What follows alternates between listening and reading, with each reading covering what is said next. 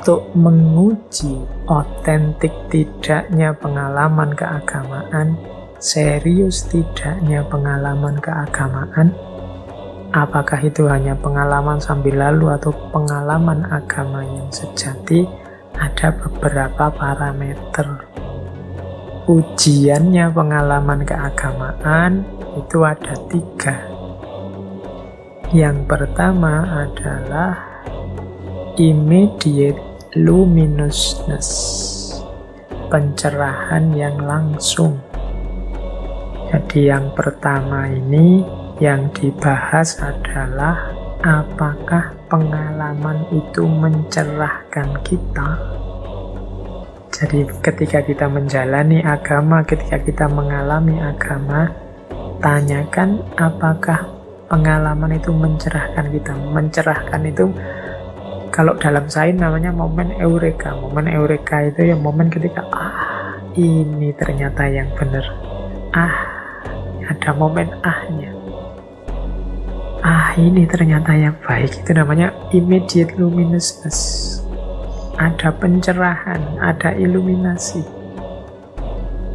Jadi pengalaman keagamaan yang otentik biasanya punya ciri mencerahkan, membuat kita tersadar, selama ini saya keliru ternyata, selama ini saya salah jalan ternyata, selama ini saya melakukan yang tidak penting ternyata. Itu berarti ada pencerahannya. Begitu kita mengalami agama, rasa ini muncul. Berarti kita sudah ada di jalur yang benar. Yang kedua, diuji dengan philosophical reasonableness. Jadi kemasuk akalan filosofis. Maksudnya apa?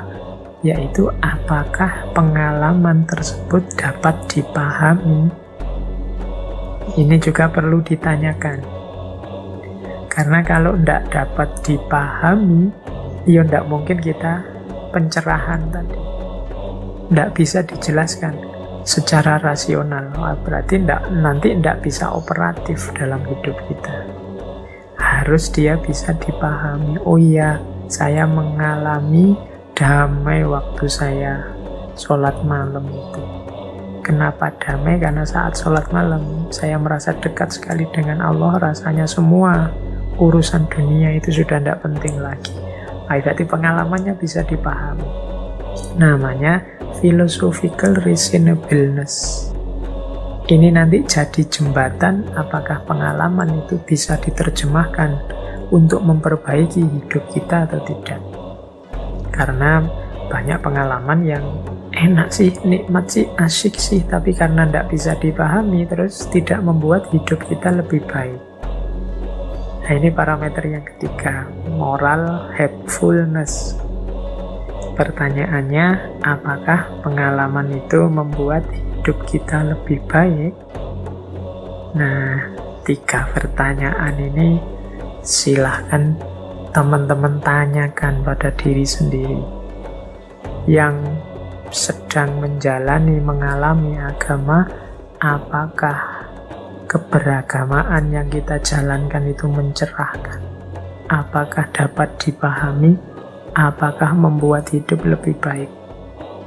Kalau ternyata jawabannya negatif semua, ya berarti kita harus merevisi lagi keberagamaan kita. Pasti ada yang keliru, ada yang salah.